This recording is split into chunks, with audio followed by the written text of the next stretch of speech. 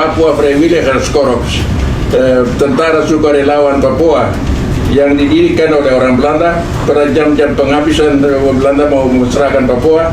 Mereka dirikan itu supaya rakyat Papua berdiri melawan Indonesia. Sejarah mencatat cikal bakal lahirnya organisasi Papua Merdeka atau OPM, ternyata berawal dari adu domba pemerintah Belanda yang tak rela melihat Papua bergabung dengan NKRI. Hal itu diceritakan langsung oleh mantan tokoh OPM, Nicholas Jowe. Ia adalah seorang pemimpin Papua yang terpilih menjadi wakil ketua Dewan Nugini dan mengatur koloni Belanda di Nugini Belanda.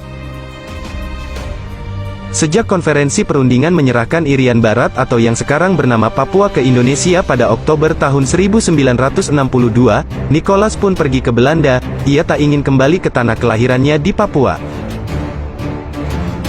Hingga akhirnya ia mendapat kejelasan dari Presiden Amerika John F. Kennedy terkait silsilah kecerdikan Belanda menguasai Sabang sampai Merauke.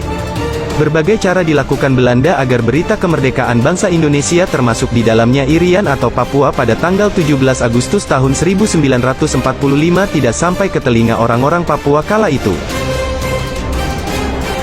Belanda melarang orang-orang Papua untuk bicara kepada orang asing sehingga tidak tahu kalau mereka sudah merdeka. Tak berhenti di situ, Belanda membuat siasat supaya Papua dan Indonesia bermusuhan. Mereka mendoktrin bahwa bangsa Melayu itu berbeda dan tidak layak bergabung dengan Papua. Selain itu, Belanda juga menjanjikan kemerdekaan pada Papua dengan membentuk organisasi militer baru di mana isinya adalah orang-orang asli Papua yang dipaksa untuk bergabung lalu diajarkan cara memberontak. Kedekatan Nicholas waktu itu dengan pemerintah Belanda, menjadikannya sebagai orang kepercayaan. Nicholas kemudian diminta menjadi bagian dari organisasi militer kecil bentukan Belanda bernama Korps Sukarelawan, yang akhirnya menjadi cikal bakal organisasi Papua Merdeka atau OPM. Menurut Nicholas, OPM tidak terlahir dari keinginan bangsa Papua tapi dari pikiran beberapa orang serdadu Belanda. Papua Freiwilligers Korps, tentara sukarelawan Papua yang didirikan oleh orang Belanda pada jam-jam penghabisan Belanda mau memusnahkan Papua. Mereka dirikan itu supaya rakyat Papua berdiri melawan Indonesia. Presiden Soekarno lalu pergi ke Amerika Serikat untuk bertemu dengan Presiden Kennedy dan minta tolong agar Papua dikembalikan ke Indonesia sesuai dengan wilayah kekuasaan Hindia Belanda. Hingga akhirnya tanggal 15 Agustus tahun 1962 di New York, Belanda dan Indonesia dihelat konferensi perundingan. Dengan dimediasi Amerika, Belanda setuju mengembalikan Kepulauan Papua ke Indonesia. Berkat konferensi New York, pada tanggal 1 Mei tahun 1963 United Nations Temporary Executive Authority atau UNTEA resmi menyerahkan wilayah Irian Barat atau sekarang Papua ke Indonesia. Seraya masih tak terima dengan keputusan itu, Belanda kembali menciptakan adu domba.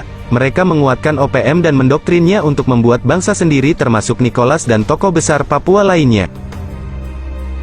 Belanda ingin Papua bergabung dengan bangsa lain di Pasifik Selatan.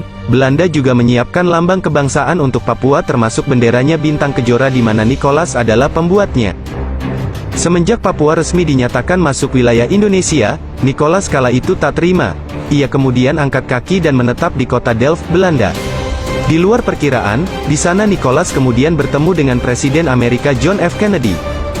Pertemuan itu membuat pikiran Nicholas menjadi lebih terang. Kepada Nicholas, Presiden Kennedy menceritakan awal mula Belanda datang beserta kelicikannya untuk menguasai Papua. Kennedy juga menjelaskan kenapa Papua bisa masuk di dalam Indonesia.